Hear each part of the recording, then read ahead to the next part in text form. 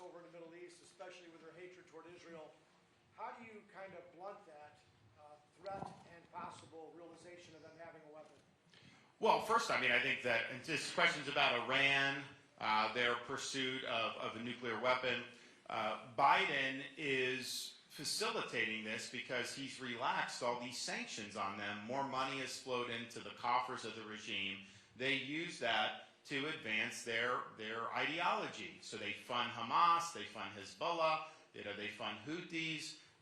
They do whatever they can to basically foment jihad throughout the Middle East and around the world. They're also doing things to be able to pursue a nuclear weapon for themselves. So we'll come in on day one and we'll do energy sanctions, snapback sanctions. We'll work with our allies to basically starve them of resources. And that had actually been the policy under Trump, and Iran was in dire straits, and then Biden gave them a lifeline. So this idea that Biden has, Obama had, that you can have some type of rapprochement with Iran, they view us as the great Satan. They do not want to have a productive relationship. I mean, this is part of an ideological objective to do battle with America any way they can. And when I was in Iraq serving back in the day, the number one source of our combat deaths at the time was Iranian-backed militia groups. It wasn't even Al-Qaeda in Iraq. And so they killed hundreds of our troops, probably over 1,000, during that period of time. They were responsible for the Marine Corps barracks bombing in 1983 that killed 241 U.S. personnel.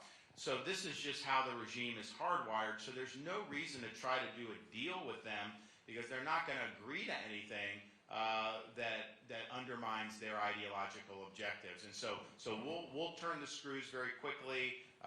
Their economy will be thrown for a loop as a result of their activity, and we'll just keep the pressure on. But these guys, you turn the screws on them, and then when they start to wiggle, you just keep turning and turning, and that's what you have to do with Iran. So I think Biden has created a lot of these problems with his bad policies there, and it's been a windfall for the regime. There's no question about it.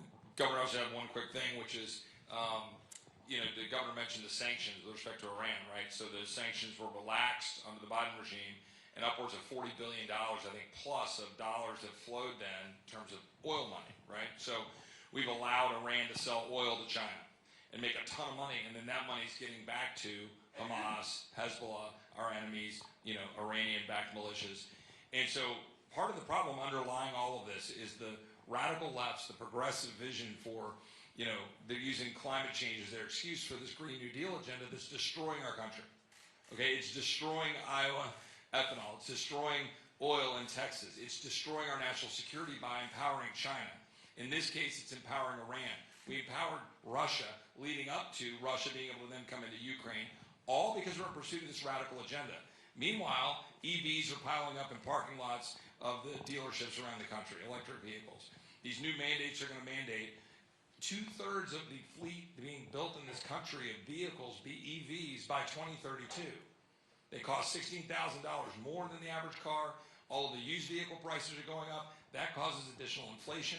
So all of these things are tied together. So to the governor's point, we have to reverse that in order to reclaim the right power balance with respect to Iran and China.